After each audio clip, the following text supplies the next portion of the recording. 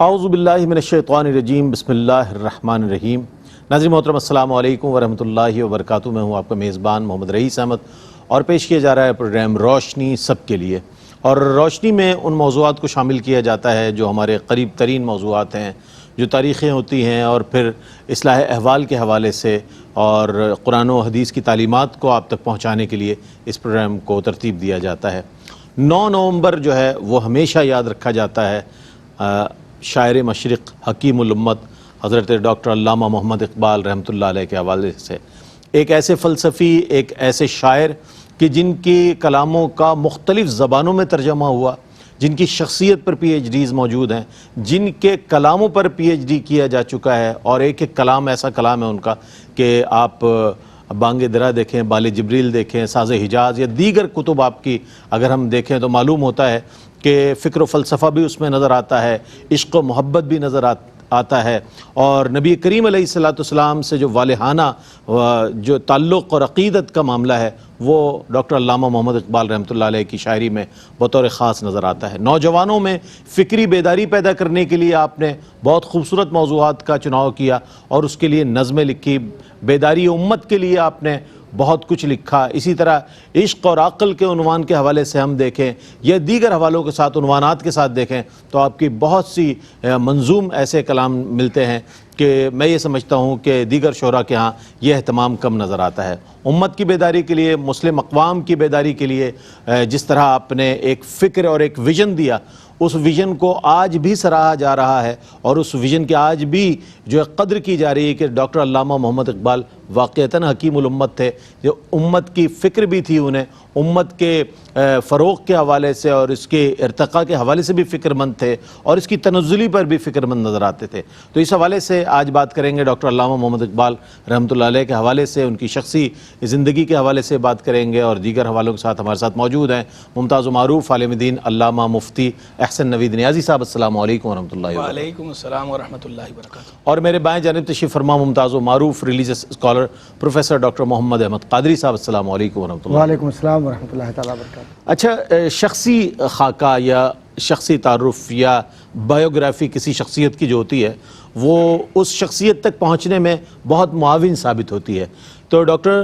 اقبال کے حوالے سے آپ کیا فرمائے گا؟ ان کا شخصی خاکہ جو ہے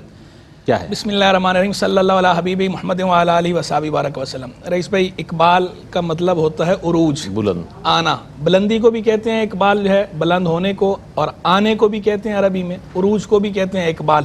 تو شاعر مشرق ڈاکٹر محمد اقبال، واقعی جیسے ان کا نام اقبال ہے تو ایسے ہی ہمیں آپ جو ہے وہ اس دنیا میں اقبال نظر آتا ہے ان کا، کہ ان کا اقبال بلند ہے، ان کا اقبال بلند ہے، یعنی وہ عروج پر ہیں۔ آسمان شاعری پہ بھی وہ جو ہے وہ راج کرتے نظر آ رہے ہیں، آسمان فلسفہ پہ بھی جو ہے وہ راج کرتے نظر آ رہے ہیں، اور پھر اگر تحریک پاکستان کے حوالے سے ان کی خدمات دیکھیں، یعنی ہر اعتبار سے اقبال جو ہے وہ جب سے اقبال کا انتقال ہوا اس وقت سے لے کر آج تک اقبال اقبال اقبال اقبال ہو رہی ہے۔ پوری سوسائٹیز اور پوری اکیڈمیز ان کے نام پر بنائی گئی ہیں جو ان پہ ریسرچ کر رہی ہیں۔ مشرق میں بھی ان پہ ریسرچ ہو رہی ہے، مغرب میں بھی ریسرچ ہو رہی ہے، یورپ میں بھی ان پہ ریسرچ ہو رہی ہے، امریکہ میں بھی ہو رہی ہے، اور عرب و عجم میں ہو رہی ہے۔ عربی میں ٹرانسلیشن ہوا ان کے کلام کا، فارسی تو پرشین تو کیا ہے، اور پرشین والوں نے تو بہت ہی زیادہ کام کیا ان پر، چونکہ پرشین شاعری بھی آپ کی بالکل جو ہے۔ تو ہر اعتبار سے جو ہے وہ اقبال جو ہے وہ ہمیں اقبال نظر آ رہے ہیں، کہ جیسے اقبال کا نام اقبال ہے ایسے وہ خود اقبال ہیں۔ اور وہ اقبال کے حوالے سے بڑی مشہور بات ہے اقبال نے کہ اب اس کی جو وساقت ہے، ویسے لوگ ثقاہت کہتے ہیں لیکن ثقاہت لفظ ایسی بنا لیا گیا ہے، فیبریکیٹڈ ہے، اصل تو وساقت ہے، کیونکہ سکہ خود مصدر ہے، چونکہ لیکن ہمارے ہاں جو ہے مصدر مبنی للفاعل استعمال ہوتا ہے سکہ، یا مبنی للمفعول استعمال ہوتا ہے، سکہ بمعنی موصوف استعمال ہوتا ہے ہمارے ہاں اردو میں، اور عربی میں بھی استعمال ہوتا ہے، تو اس لیے اس کے لیے وساقت استعمال ہوتا ہے یا وثوق استعمال ہوتا ہے۔ تو اس کی وساقت تو بہرحال اللہ تعالیٰ زیادہ جانتا ہے کہ اس کی حقیقت کیا ہے، لیکن بہت زیادہ مشہور ہے کہ اقبال جو ہے دیر سے جایا کرتے تھے، تو کسی نے کہا کہ اقبال جب ٹوکا اس پر تو اقبال ہمیشہ دیر سے آتا ہے، یعنی عروج دیر سے آتا ہے۔ یعنی اس سے میں نے یہ سنا ہے اس لیے کہ اقبال نکتہ ور تھے،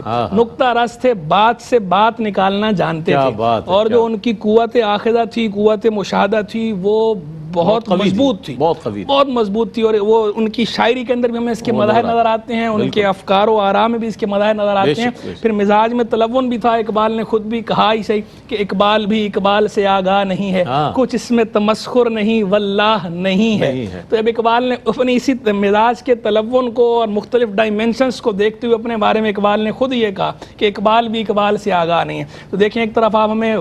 وکیل بھی نظر آتے ہیں، مصنف بھی نظر آتے ہیں، شاعر بھی نظر آتے ہیں، اور قانون دان بھی نظر آتے ہیں، مصور پاکستان ہیں۔ آپ نے جو ہے وہ تصور جو پیش کیا اور وہ جو اپنا خواب سنایا، الہ آباد کا خطبہ بڑا مشہور ہے۔ پھر آپ نے جو خطبات دی ہیں اور آپ نے جو تعلیم حاصل کی، آپ کی جو اکیڈمک کوالیفیکیشن ہے وہ بھی بڑی عمدہ ہے۔ آپ نے یعنی پی ایچ ڈی کی، اور اس زمانے میں پی ایچ ڈی کی، جس زمانے میں پی ایچ ڈی کرنا واقعی جس زمانے میں وہ بہت بڑی بات سمجھا جاتا تھا۔ اب تو ایسا ہوا نا کہ بہت زیادہ پی ایچ ڈیز کا رواج ہو گیا اور لوگ جو ہے وہ پی ایچ ڈیز کر رہے ہیں، لیکن اس زمانے میں تو واقعی جو ہے وہ پی ایچ ڈی لوگ جو ہے خال خال کیا کرتے تھے۔ نادر شاد و نادر سننے کے لیے آتا تھا کسی کے بارے میں اس دور میں کہ بھئی اس نے پی ایچ ڈی کیا۔ آپ دیکھیں ہمارے بچپن تک یہ رواج تھا کہ کوئی اگر ایم اے کر لیتا تھا تو نام کے ساتھ لکھا ہوتا تھا ایم اے۔ اب دیکھیں پوسٹر چھپتے تھے یا اگلوں کے کارڈ بنتے تھے تو نام کے ساتھ آگے بریکٹ میں لکھا ہوتا تھا ایم اے، کہ بھائی اس بندے نے ایم اے کیا ہے۔ تو یہ ہمارے بچپن تک تو ایسا رہا۔ تو اقبال کے دور کے اندر جو ہے وہ پی ایچ ڈی کرنا یہ واقعی بڑا معنی رکھتا ہے، اور اقبال نے جو پی ایچ ڈی کی، جرمنی سے اقبال نے پی ایچ ڈی کی، فلسفے کے اندر پی ایچ ڈی کی۔ تو اقبال کا فلسفے پہ جو اقبال کا درک ہے وہ بھی، اور شاعری کے تو انہیں مانا گیا، سب نے مانا ہے، مشترکہ طور پر اگلوں نے مان لیا کہ پوئٹ آف ایسٹ، شاعر مشرق، کہ وہ تاج تو اقبال کے سر پر ہی ہے کہ جو مشرق، شاعر مشرق کا ٹائٹل ہے۔ یہ اتنا بڑا ٹائٹل ہے اقبال کا کہ اس کے سامنے باقی سارے ٹائٹل جو ہے وہ ہمیں ہیچ نظر آتے ہیں اقبال کے اس ٹائٹل کے سامنے، شاعر مشرق۔ شاعری، فن شاعری کی بات کروں، ورنہ ہم تو اقبال کو جس حوالے سے زیادہ پسند کرتے ہیں وہ حوالہ ہے اس کے رسول علیہ السلام کا، اس پہ انشاءاللہ آگے گفتگو بھی ہم کریں گے۔ تو لیکن اقبال کا یہ بڑا جو ہے وہ بنیادی حوالہ اقبال کا شاعر مشرق ہونے کا، مصور پاکستان ہونے کا، مفکر ہونے کا، قانون دان ہونے کا، مصنف ہونے کا، شاعر ہونے کا، اور لوگ ان کی زندگی میں اقبال کو اسی طرح جو ہے وہ ٹریبیوٹ پیش کیا کرتے تھے۔ مجھے یہاں پر جاوید اقبال جو اقبال کے بیٹے تھے، انہوں نے کتاب لکھی زندہ رود کے نام سے، اقبال کی بایوگرافی جو لکھی ہے۔ اقبال کی جو بایوگرافیز ہیں ان میں جو مستند ترین جو کتابیں شمار ہوتی ہیں ان میں سے ایک یہ بھی ہے، کیونکہ جو ہے وہ اقبال کے گھر کے فرد کی لکھی ہوئی ہے۔ تو اس میں انہوں نے ایک جگہ واقعہ جاوید اقبال نے بیان کیا ہے کہ ایک مرتبہ جواہر لال نہرو جو ہے وہ ملنے کے لیے آئے تو کہتے ہیں میں تو چھوٹا سا تھا، میں نے دیکھا کہ ابا جو ہے وہ بیٹھے ہیں چارپائی پر، اور باوجود اس کے کہ ابا نے اصرار کیا کہ وہ صوفے پر بیٹھ جائیں یا کرسی پر بیٹھ جائیں یا جو بھی انہیں پیش کیا تو اس پر بیٹھ جائیں، لیکن جواہر لال نہرو نے انہوں نے کہا نہیں، ہم آپ کے قدموں میں بیٹھیں گے۔ وہ زمین پر جواہر لال نہرو بیٹھے، اور ان کے ساتھ دیگر جو عمائے دین آئے تھے کانگریس کے، وہ لوگ بھی زمین پر بیٹھے۔ اب دیکھیں وہ مذہبی طور پر بھی مخالف ہیں، فکری طور پر بھی مخالف تھے، اور جو ہے اقبال کا تعلق ادھر مسلم لیگ کے ساتھ تھا اور جھکاؤ بھی ادھر ہی تھا، اور جو ہے وہ مصور پاکستان ہے، اور وہ لوگ اس طرف ہیں، اس دوسری جماعت کے ہیں، مخالف ہیں، لیکن اس کے باوجود جو ہے وہ اقبال کا احترام ایسا کر رہے ہیں کہ وہ اقبال کے پاؤں میں بیٹھنے کو اپنے لیے فخر اور سعادت کی بات سمجھ رہے ہیں، زمین پر بیٹھ رہے ہیں اقبال کے سامنے۔ تو اسی سے آپ یہ انداز لگائیے کہ اقبال کا اثر، انفلوئنس آج تو ہے ہی ہے، اقبال کی زندگی میں اقبال کا اثر کیسا تھا کہ لوگ ان کے سامنے کس طرح سر نیاز جھکایا کرتے تھے۔ یہ مخالفین کی طرف سے جو ہے وہ پیش کردہ ٹریبیوٹ ہے، مخالفین کا رویہ اور بیہیویئر بتا رہا ہے کہ اقبال واقعی اقبال ہے۔ کیا بات، کیا کہنا، سبحان اللہ، سبحان حضرت ڈاکٹر علامہ اقبال رحمۃ اللہ علیہ کے حوالے سے جہاں وہ ایک اللہ رب کریم کی حمد بیان کرتے ہوئے نظر آتے ہیں، نبی کریم علیہ السلام کی نعتیں آپ کی شاعری میں مل جاتی ہیں، نعت کے مضامین مل جاتے ہیں، وہیں آپ کی انسپریشن جو ہے حضرت مولانا جلال الدین رومی رحمۃ اللہ علیہ اور حضرت شمس تبریز رحمۃ اللہ علیہ سے بہت زیادہ۔ آپ نے فرمایا کہ مرا بنگر کے در ہندوستان دیگر نمی بینی برہمن زادہ رمز آشنا روم و تبریز است۔ آپ کی جو انسپریشن ہے وہ اولیاء اکرام سے اور تصوف سے بہت زیادہ، اور خواجہ نظام الدین اولیاء محبوب الہی کے حوالے سے بھی اور دیگر اولیاء امت کے حوالے سے بہت خوبصورت کلام ملتا ہے۔ تعلق باللہ ہو، تعلق بالرسول ہو، یا قرآن سے تعلق ہو، قرآن سے تعلق کے حوالے سے ہم جاننا چاہیں گے ڈاکٹر صاحب، کیا شغف تھا آپ کو قرآن کریم سے اور آپ کو جو اس سے ایک خاص ایک تعلق رہا ہے؟ میں چاہتا ہوں اس پر کچھ کلام۔ اعوذ باللہ من الشیطان الرجیم، بسم اللہ الرحمن الرحیم۔ مولاي صلی وسلم دائما ابدا علی حبیبک خیر الخلق کلہم یا رب المصطفیٰ بلغ مقاصدنا واغفر لنا ما مضى یا واسع الکرم۔ بعد حمد و صلوات کے ایک عاشق صادق کا تذکرہ ہے جن کو اقوام عالم کہیں اقبال لاہوری کے نام سے پہچانتے ہیں، کہیں the greatest thinker of the world Iqbal کے نام سے پہچانتے ہیں. این میری شمل نے لکھا کہ اگر اقبال نہ ہوتا تو مشرق کے مزاج کو اور تصور مشرق کو ہم سمجھ ہی نہیں سکتے. تو جو برلن کی یونیورسٹی ہے اس نے جب اپنے مخطوطات کو مکمل کیا تو اس میں لکھنے والوں میں زخروف بڑا معروف مفکر ہے، اور وہ لکھتا ہے کہ ہم حیران ہیں کہ اتنا بڑا خزینہ جو علمی معرفت کا ہے وہ ہندوستان میں پیدا ہوا اور ہندوستان کے لوگ واقف نہیں. کاش کہ یہ مغرب میں ہوتا تو یہ افلاطون کی طرح زندہ رہتا. تو آج اغیار کی بات ہے اپنی جگہ پر. ایک جو محبت کی نشانی قبر جو نظر آتی ہے قونیہ میں، پہلو رومی میں،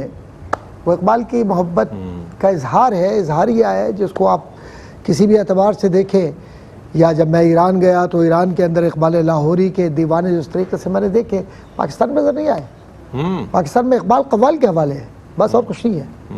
لیکن اقبال کو اگر پہچانا ہے تو ان لوگوں نے پہچانا ہے جن کا تعلق براہ راست پاکستان سے نہیں ہے، لیکن عشق و مستی کے اندر وہ لوگ جس جگہ نظر آتے ہیں، ترکی کے لوگ، ایران کے لوگ، یا آپ کو جرمنی کے لوگ، یا امریکہ و کینیڈا کے اندر. خود میں 9 نومبر کے اندر کئی ماضی بعید کے اندر. اچھا ڈاکٹر صاحب قطع کلامی معذرت کنٹینیو کریں گے اس کو. ایک وقفہ آ گیا، وقفے کے بعد لوٹیں گے اور یہیں سے انشاءاللہ ہم ترکی اور ایران اور دیگر جہاں پر ڈاکٹر صاحب نے ریسرچ دیکھی اور ان کا کام دیکھا اس پر کلام کریں گے. وقفہ ہے، وقفے کے بعد لوٹتے ہیں.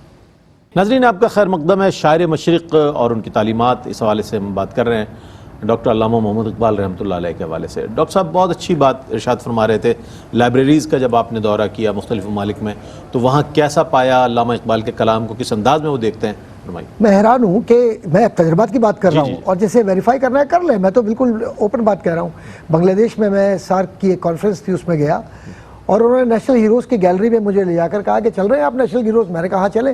میں سمجھا کہ شاید یہ اپنے ٹیگور کو اور ان کو دکھائیں گے. جب میں وہاں گیا ہوں تو جاتے ہی جیسے ہی میرے انٹرنس کے اوپر میری نظر پڑی تو قد آدم تصویر ایک لگی ہوئی ہے، وہ اقبال کی تصویر تھی. اور میں حیران رہ گیا. میں نے کہا علامہ اقبال کی تصویر آپ کے یہاں، دو قوم نظریہ ہمارے یہاں، پاکستان ہمارا، اقبال ہمارا. تو ہنس کر کہہ لیں گے کہ آپ نے تصویر لگائی ہے نا، ہم نے تصویر کے ساتھ اقبال سے پیار بھی کیا. تو بات یہ ہے کہ یہ تو ہو گئی بات. سوال یہ پیدا ہوتا ہے قبلہ علامہ صاحب، میں توجہ چاہوں گا کہ سوال یہ پیدا ہوتا ہے کہ یہ اقبال کو عزت کیوں مل رہی ہے دنیا میں؟ ذرا سا ہم یہ بات تھے تو آبا تمہارے، مگر تم کیا ہو ہاتھ پر ہاتھ رکھے منتظر فردا ہو. تو آج کیا معاملہ ہے؟ آج معاملہ یہ ہے کہ اقبال کو اللہ نے عزت دی ہے قرآن کی وجہ سے، عشق مصطفیٰ صلی اللہ علیہ وآلہ وسلم کی وجہ سے. علامہ اقبال رحمۃ اللہ تعالیٰ علیہ نے مسلم ملت کی، مسلم افکار کی اور ملت اسلامیہ کے بنیادی مسائل کی جو نبض ہے اس پر ہاتھ رکھ کر یہ بتلایا تھا کہ یہ مسئلہ ہے. اور یہ درک، یہ صلاحیت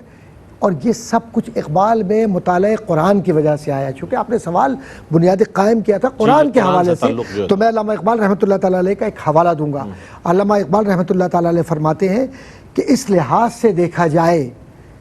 تو یوں نظر آئے گا کہ جیسے پیغمبر محمد مصطفیٰ صلی اللہ علیہ وسلم کی ذات گرامی کی حیثیت دنیا قدیم اور دنیا جدید کے درمیان ایک واسطے کی ہے. با اعتبار اپنے سرچشمہ وحی کے آپ کا تعلق دنیا قدیم سے ہے، لیکن با اعتبار اس کی روح کے دنیا جدید سے ہے. آپ کا یہی وجود ہے اور یہی علم حکمت ہے کہ جس نے زندگی کے تمام چشموں کو تازہ کر دیا اور جو راز تھے وہ منکشف ہوئے، اور آئندہ کی زندگی کے رخ کے عین مطابق اللہ تبارک و تعالی نے حضور کے ذریعے ہم پر منکشف کر دیے وہ راز. اس کے بعد آپ فرماتے ہیں کہ استقرائی عقل کا ظہور، اسلام میں نبوت چونکہ اپنے معراج کو پہنچ گئی ہے لہٰذا اس کا خاتمہ ضروری ہو گیا، لا نبی آبادی. تو پتہ یہ چلا کہ عقیدہ ختم نبوت پر علامہ اقبال نے بہت واضح اپنا موقف دے دیا ہے. تو ہر غلط فہمی دور کر لیجئے. اسلام میں نبوت چونکہ اب نہیں ہے، حضور پر اختتام ہو گیا، تو اب اسلام نے خوب سمجھ لیا تھا کہ انسان ہمیشہ سہاروں پر زندگی نہیں بسر کر سکتا، اس کے شعور ذات کی تکمیل ہوگی تو یوں ہی کہ وہ خود اپنے وسائل سے کام لینا سیکھے۔ یہی وجہ ہے کہ اسلام نے اگر دینی پیشوائی کو قبول نہیں کیا یا موروثی بادشاہت کو جائز نہیں رکھا یا بار بار عقل اور تجربے پر زور دیا یا عالم فطرت اور عالم تاریخ کو علم انسانی کا سرچشمہ ٹھہرایا، تو اس لیے کہ ان سب کے اندر ایک نقطہ مضمر ہے، کیونکہ یہ سب تصور خاتمیت ہی کے پہلو ہے۔ تو پتہ یہ چلا کہ ہمیں اس بات کو اپنے ذہن میں رکھنا ہے کہ قرآن نے جو زندگی بسر کرنے کا سلیقہ سکھلایا اور جو لقد کان لکم فی رسول اللہ اسوۃ حسنہ کے ذریعے، عقیدہ ختم نبوت کے ذریعے اور عشق و مستی کے ذریعے پیغام ہمیں ملا، وہ پیغام صرف یہ نہیں ہے کہ ہم اس بات کو سمجھ لیں کہ زمین پر یہ جو زمین جو پاکستان ہمیں اللہ تعالیٰ نے عطا کیا، ہم اس کو یہ سمجھیں کہ ہم نے ایک ملک حاصل کر لیا، بلکہ حقیقت حال یہ ہے کہ اقبال کا یہ کہنا 1930 خطبہ الہ آباد کہ میری خواہش ہے کہ سندھ، پنجاب، بلوچستان اور سرحد کو ملا کر ایک آزاد ریاست قائم کر دی جائے، تو یہ آزاد ریاست کا تصور صرف ریاست جو لادینی سیاست کی بنیاد پر ہے اس پر، تو اقبال نے اس کا جواب دیتے ہوئے کہا تھا کہ سیاست دین کے تابع ہے اور دین میں حکمرانی صرف اللہ کی ہے۔ کیا کہنا، کیا تو اب قرآن کا فیض اقبال پر یہ ہے، نذیر نیازی نے کہا جو شاگرد خاص تھے وہ لکھا کرتے تھے، انہوں نے کہا تھا کہ علامہ اقبال رحمۃ اللہ تعالیٰ علیہ کے دن کا آغاز ہی مطالعہ قرآن سے ہوتا تھا، اور جب تک وہ قرآن کا حوالہ دے کر اپلائیڈ سوشل سائنسز جس کو آپ اطلاقی سماجیات کہتے ہیں اس سے آپ ثابت نہ کر دیں، آپ کا ورق یا آپ کا لکھنا مکمل نہیں ہوتا۔ کیا کہنے، کیا کہنے، قرآن سے ایک تعلق جو ہے علامہ اقبال کا وہ بیان کیا، اور جب قرآن پڑھا یقیناً کنتم خیر امت بھی پڑھا آپ نے کہ امت بہترین امت ہے یہ، تو امت کا درد بھی ویسے ہی محسوس کیا اور اس پر کہا منفعت ایک ہے اس قوم کا نقصان بھی ایک ہی سب کا نبی، دین بھی ایمان بھی ایک، حرم پاک بھی اللہ بھی قرآن بھی ایک، کچھ بڑی بات تھی ہوتے جو مسلمان بھی ایک۔ یہ اس وقت آپ نے بات کہی کہ کچھ بڑی بات تھی ہوتے جو مسلمان بھی ایک۔ میں نے اپنے ابتدائیہ میں یہ عرض کیا اپنے سرنامہ کلام میں کہ انہیں جو تفرد حاصل ہے دیگر شعراء میں وہ یہ حاصل ہے کہ ایک عاشق رسول کی حیثیت سے آپ کو بہت زیادہ سراہا جاتا ہے، اور اسی لیے تو کہا کہ قوت عشق سے ہر پست کو بالا کر دے، دہر میں اسم محمد سے اجالا کر دے۔ کیا فرمائیے گا کہ یہ جو پہلو ہے عشق رسول صلی اللہ علیہ وآلہ وسلم کا ڈاکٹر اقبال کی زندگی میں، یہ آپ کو بہت ممیز کرتا ہے، ممتاز کرتا ہے، اس حوالے سے کچھ؟ ہم تو دیکھیں رئیس بھائی اقبال سے پیار بھی اسی وجہ سے کرتے ہیں کہ ہمیں اقبال کے اندر عشق رسول علیہ السلام کی روشنی نظر آتی ہے، اور کیوں نہ آئے کہ اقبال نے خود کہا تھا، اقبال نے جو اپنی کیفیت بیان کی، اپنی فیلنگ بیان کی، اقبال نے کہا نگاہ عشق و مستی میں وہی اول وہی آخر، وہی قرآن وہی فرقان وہی یاسین وہی طٰہٰ۔ کیا بات! اب یہ جو اقبال نے نگاہ عشق و مستی کی بات کی ہے تو اقبال خود بھی عاشق تھا نا، تو اس کی اپنی نگاہ عشق و مستی میں جو منظر ہے وہ اس منظر کو کھینچ رہا ہے، اس کا سکیچ، اس کا خاکہ کھینچ رہا ہے، وہ بتا رہا ہے اقبال کہ نگاہ عشق و مستی میں وہی اول وہی آخر، وہی قرآن وہی فرقان وہی یاسین وہی طٰہٰ۔ یہ کہہ کے ہم کہتے ہیں اقبال نے قلم توڑ دیا۔ اقبال نے یہ بات کی، یہ بات کہہ کے اقبال نے ہمارے دل جیت لیے، اور ایک ہمارے ہی کیا جتنے بھی حضور جان عالم علیہ السلام کے عشاق ہیں، جو سرکار کو ماننے والے ہیں، جتنے حضور کے نام لیوائے ہیں، سب جو ہے وہ اقبال کی انہی اداؤں پر فدا ہیں جو اقبال نے حضور جان عالم علیہ السلام کے حوالے سے جو حضور کی بارگاہ میں وارفتگی کا اظہار کیا ہے، شیفتگی کا اظہار کیا ہے، جو والہانہ انداز میں جو ہے وہ اظہار کیا ہے۔ اور اقبال جو ہے وہ پی ایچ ڈی کیا ہے نا، فلسفے کے اندر کیا ہے، اور یورپ میں گئے ہیں تعلیم کے لیے، اعلیٰ تعلیم کے لیے یورپ میں رہے ہیں، یہاں مشرق سے مغرب گئے، یعنی مشرق و مغرب دونوں جگہ کی خاک چھانی ہوئی ہے، اور عموماً ہوتا یہ ہے کہ جب مشرق والے ہاں مغرب میں جاتے ہیں تو وہاں دیکھ کے جو ہے ذرا آزادی دیکھتے ہیں، ہاں آزادی دیکھتے ہیں زیادہ، آزادی اور ظاہری مادی ترقی دیکھ کر جو ہے وہ مغلوب ہو جاتے ہیں اور کچھ چیزوں میں کمزور بھی پڑ جاتے ہیں۔ اقبال جو ہے وہ یہاں سے گئے ہیں، انہوں نے وہ ساری مادی ترقی جو ہے وہ اپنی آنکھوں سے دیکھی ہے، سب کچھ دیکھ کر پھر بھی اقبال جو ہے وہ نعرہ مستانہ کیا بلند کر رہے ہیں، سرما ہے میری آنکھ کا خاک مدینہ و نجف، خیرہ نہ کر سکا مجھے جلوہ دانش فرنگ، سرما ہے میری آنکھ کا خاک مدینہ و نجف۔ اقبال نے یہ بات کی، اور واقعی اقبال نے اپنی کیفیت بیان کی۔ حضور جان عالم علیہ السلام کا جب ذکر ہوتا تھا، اقبال کی آنکھوں سے آنسو جو ہے وہ ٹپ ٹپ گرتے تھے، جو اقبال کے حاضر باش ہیں وہ اس بات کو بیان کرتے ہیں کہ اقبال دو مواقع ایسے ہیں کہ اس پہ اقبال جو ہے وہ زاروں قطار روتے ہوئے نظر آتے ہیں، ایک حضور جان عالم علیہ السلام کے ذکر پر حضور کی محبت میں، اور دوسرا قرآن مجید فرقان حمید جو حضور جو کتاب لے کر آئے اس کتاب کی تلاوت کے دوران، کہ اقبال جو ہے قرآن پڑھتے ہیں جو کتاب حضور لے کر آئے، کتاب ہدایت، کتاب زندہ، جیسے اقبال خود کتاب زندہ کہتے ہیں، اسے پڑھتے ہیں اقبال تو اقبال کی آنکھوں سے آنسو گرتے ہیں، وہ اوراق قرآن مجید کے تر ہو جاتے ہیں، اور وہ کیوں تر نہ ہو کہ اقبال نے خود یہ بات کی کہ میرے والد ماجد شیخ نور محمد قادری، آپ کے والد ماجد شیخ نور محمد صاحب سلسلہ علیہ قادریت قاضی سلطان محمود صاحب سے بیعت تھے، اور آپ کے بیٹے جاوید اقبال نے یہ بات لکھی کہ اقبال بھی اپنے بچپن میں سلسلہ علیہ قادریہ میں بیعت ہو گئے تھے، تو یعنی اقبال کا تعلق اہل اللہ کے ساتھ اپنی زندگی میں بڑا مضبوط رہا ہے، اور عمر کے آخری کئی سالوں میں پیر جماعت علی شاہ صاحب رحمہ اللہ سلسلہ نقشبندی ان کے ساتھ بھی آپ کا تعلق مضبوط تھا۔ اور مولانا روم کی جو آپ نے بات کی تو اقبال اپنے آپ کو مرید ہندی کہتا ہے، مولانا روم کو پیر رومی کہتا ہے، اور بال جبریل اگر آپ پڑھیں گے پوری طویل نظم ہے، اقبال پہلے عنوان قائم کرتے ہیں مرید ہندی اور اپنا جو شکوہ ہے یا جو سوال ہے اسے پیش کرتے ہیں مدعا کو، پھر آگے کہتے ہیں پیر رومی، اور پیر رومی مولانا روم کے کلام میں سے کوئی بند اٹھاتے ہیں اور اس کا جواب دیتے ہیں، مرید رومی پیر ہندی، مرید رومی پیر ہندی۔ اقبال نے خود کہا تھا نا، ہم خوگر محسوس ہیں ساحل کے خریدار، ایک بہار پر آشوب پر اسرار ہے رومی، صحبت پیر روم سے مجھ پہ ہوا یہ راز پاش، لاکھ حکیم سر بجیب ایک کلیم سر بکف۔ تو اقبال کا خیر مولانا روم کے ساتھ تو تعلق اور ہی سطح کا تھا، اور حضرت ڈاکٹر صاحب نے بھی بات بھی کی، کونیا میں مولانا روم رحمہ اللہ کے مزار شریف کے باہر احاطے میں وہاں پر اقبال کی علامتی قبر آج بھی بنی ہوئی ہے، موجود ہے، تو وہاں جو اقبال کے چاہنے والے اور مولانا روم کے چاہنے والے ہیں انہوں نے علامتی قبر بنا رکھی ہے اقبال کی، انسپائریشن جو۔ تو اقبال کا اہل اللہ کے ساتھ بھی تعلق مضبوط، اور سرکار عیسیٰ السلام کے ساتھ جو تعلق آپ دیکھیں یہ سارا اہل اللہ کے ساتھ تعلق مضبوط کیوں تھا کہ اقبال جنہیں اللہ کے محبوب علیہ السلام کے سچے عاشق سمجھتے تھے، ہر اس کے ساتھ اقبال کا طریقہ محبت والا، عقیدت والا، امام ربانی حاضر ہوا میں شیخ مجدد کی لحد پر، وہ خاک کے زیر فلک مطلع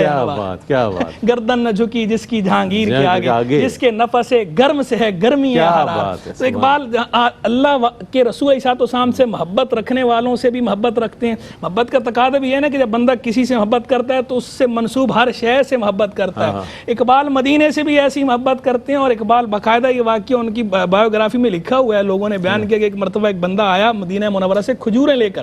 تو اس نے اقبال کو بھی تحفہ دیا، تو اقبال نے اس وقت اپنے ہاتھ میں نہیں کہا کہ میرا وضو نہیں ہے، یعنی اقبال بے وضو مدینہ منورہ کی کھجور کو ہاتھ لگانا گوارا نہیں کرتا۔ اقبال کا عشق ایسا ہے، اقبال بے وضو حضور جان عالم علیہ السلام کا نام نامی اسم گرامی لینا گوارا نہیں کرتا۔ اقبال کا حضور سے عشق کا تعلق، محبت کا تعلق ایسا ہے، اور حضور کی لائی ہوئی کتاب سے بھی تعلق ایسا ہے جو اقبال نے کیا کہ میرے والد شیخ نور محمد قادری، جو بات جہاں سے وہ چلی تھی بات دوسری طرف چلی گئی، کہ شیخ نور محمد قادری نے مجھے بچپن میں نصیحت کی تھی، میں پڑھ رہا تھا قرآن تو کہا بیٹا اس طرح پڑھو کہ تم یہ گمان کرو کہ جیسے قرآن تمہارے اوپر نازل ہو رہا ہے، تب تمہیں اس کی صحیح سمجھ آئے گی، صحیح فہم حاصل ہوگا۔ اقبال کہتے ہیں میں نے گرہ سے باندھ لیا، اور پھر اقبال نے واقعی قرآن کو اس طرح پڑھا، اور اقبال نے اس کو بیان بھی کیا، تیرے ضمیر پہ جب تک نہ ہو نزول کتاب، گرہ کشا نہ رازی نہ صاحب کشاف۔ کیا کہنے، کیا اہل اللہ کی بارگاہ میں تو جب بھی قلم اٹھایا، جیسے حضرت خواجہ بندہ نواز کے سدراز کی بارگاہ میں انہوں نے کہا کہ نہ تخت و تاج میں، نئے لشکر و سپاہ میں ہے، جو بات مرد قلندر کی بارگاہ میں ہے۔ ایک وقفہ لیتے ہیں، وقفے کے بعد لوٹتے ہیں، جو امید ہے آپ کا اور ہمارا ساتھ رہے گا۔ جی آپ کا خیر مقدم ہے شاعر مشرق علامہ ڈاکٹر محمد اقبال رحمۃ اللہ علیہ کے حوالے سے، ان کی تعلیمات کے حوالے سے اس پروگرام کو ترتیب دیا گیا ہے۔ 9 نومبر پاکستان میں باقاعدہ طور پر منایا جاتا ہے، طلباء کو ان کے بارے میں بتایا جاتا ہے، مختلف یونیورسٹیز میں، کالجز میں، اسکولز میں پروگرامز ترتیب دیے جاتے ہیں تاکہ مفکر پاکستان کو، مصور پاکستان کو سامنے لایا جائے کہ آیا ان کی کیا فکر تھی مسلمانوں کے لیے، اور یہ جو ڈاکٹر صاحب نے جس طرح بات ارشاد فرمائی کہ مسلمانوں کی آزادی کے لیے جو جذبہ تھا۔ ڈاکٹر صاحب یہ فرمائیے گا کہ وہ کون سی شخصیات ہیں کہ جن سے بطور خاص علامہ اقبال رحمۃ اللہ علیہ کی انسپریشن نظر آتی ہیں، وہ کون سی شخصیات ہیں؟ میں چاہتا ہوں کچھ ارشاد فرمائیے۔ ایک بات عرض کرتا چلوں کہ علامہ اقبال رحمۃ اللہ تعالیٰ علیہ بنیادی طور پر مفکر ہیں، اور اپنی فکر کو نظم کی صورت میں لکھا ہے۔ واہ، یہ بالکل ہم اپنے ذہن میں ایک بات رکھ لیں، بالکل پہلے وہ شاعر نہیں ہیں، پہلے وہ مفکر ہیں۔ مفکر، پھر انہوں نے اپنی فکر کو نظم کی صورت میں لکھا، کیوں کہ اس معاشرے کا تقاضا تھا، اور وہ زمانہ وہ تھا کہ جس میں ہندوستان یا دنیا جو علمی دنیا ادبی دنیا کہلاتی تھی اس کی کمیونیکیشن اسکلز میں یہ بات تھی کہ فارسی کے اندر یا عربی کے اندر اس حد تک آگے تک چلے جاؤ کہ لوگ منظوم انداز کو زیادہ پسند کرتے ہیں. تو انہوں نے اس کا فائدہ اٹھایا. پہلی بات یہ. دوسری بات یہ کہ حضرت علامہ اقبال رحمۃ اللہ تعالی علیہ کا چونکہ قرآن کا مطالعہ تھا تو قرآن کریم کے ساتھ ساتھ آپ نے ایک حد فاصل قائم کی اپنے درمیان اور علماء کے درمیان. انہوں نے خود علامہ بننے کی کوشش نہیں کی, کہیں بھی نظر نہیں آتا, لیکن اللہ تبارک و تعالیٰ نے علم ایسا دیا کہ علامہ خود بخود ان کے نام کے ساتھ لگ گیا. جیسے ہمارے یہاں آج کل تو ہے نا,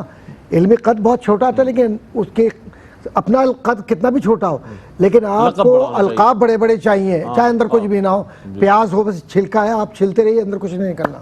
تو اللہ تعالیٰ بچائے ایسے علم سے بھی جو غیر نافع ہے. علامہ اقبال نے توجہ اس بات پر دی کہ انتشار سے بچ کر اتحاد کی طرف جائیں.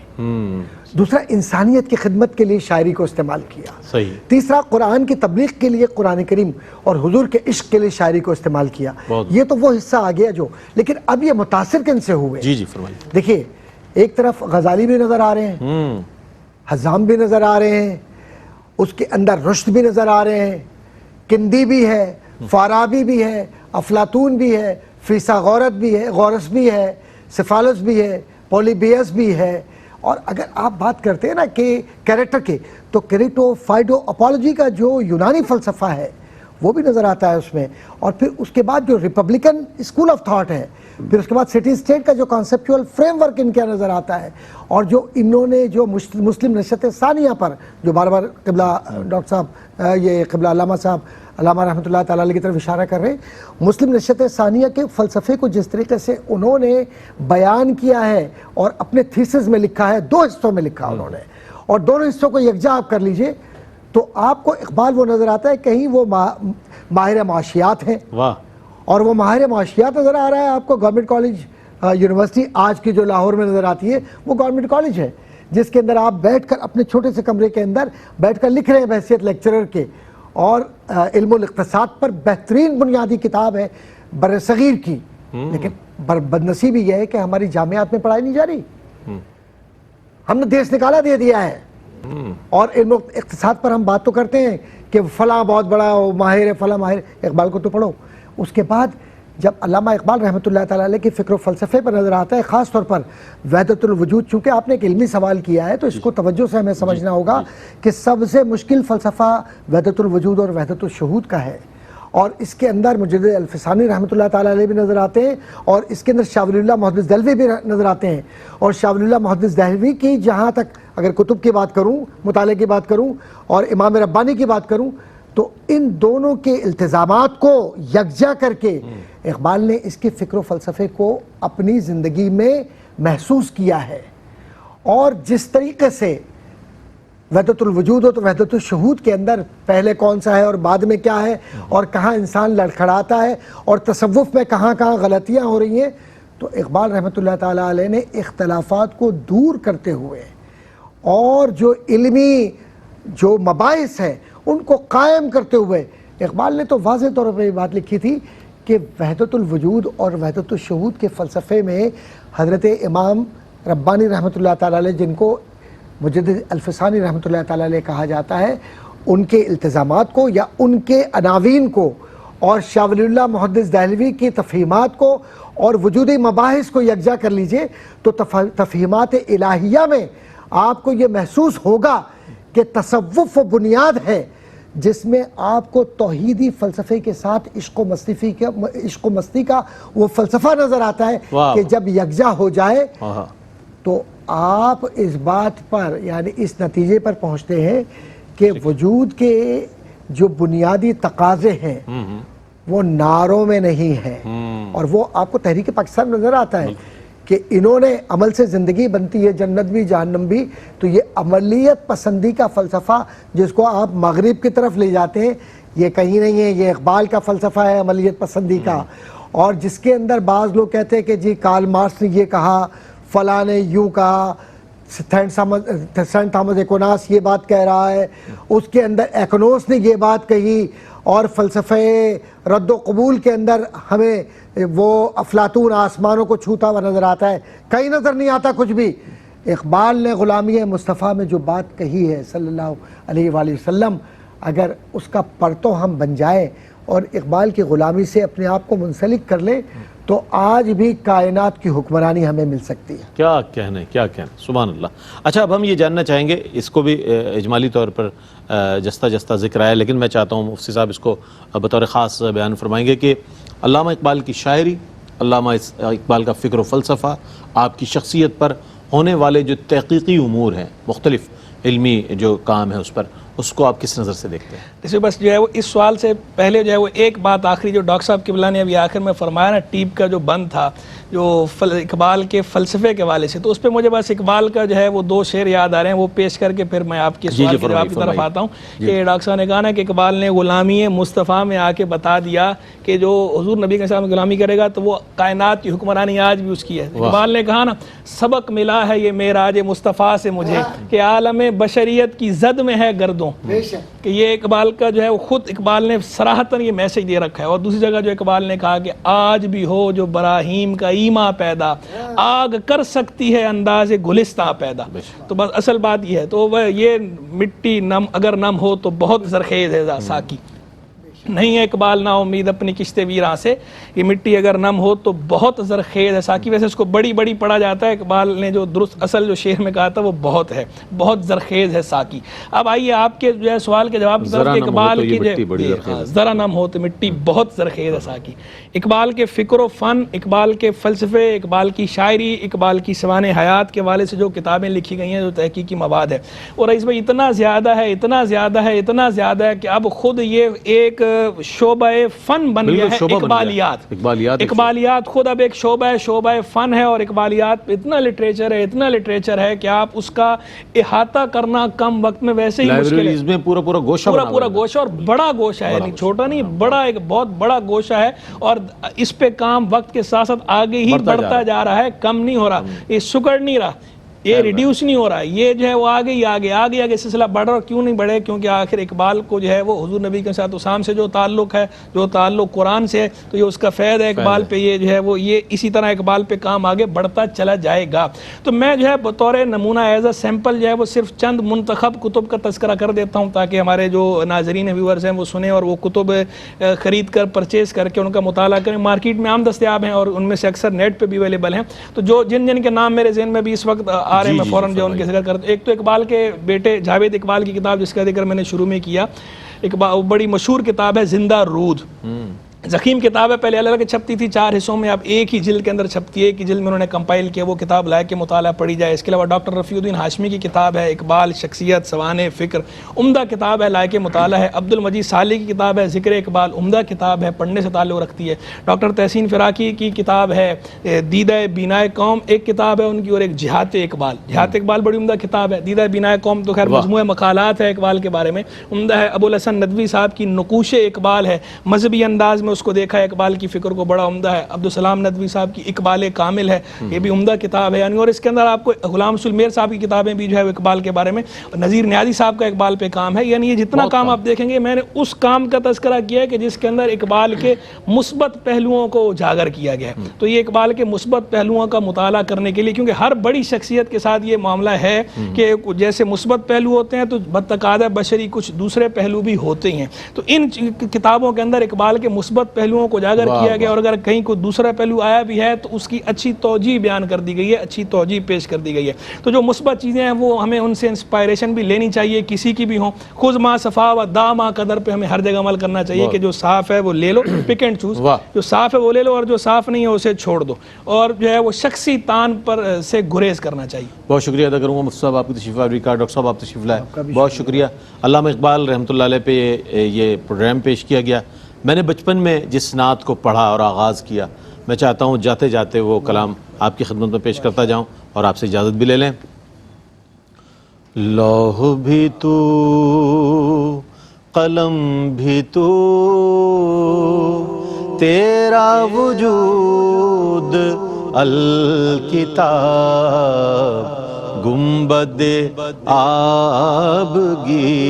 رنگ، تیرے محیط میں حباب،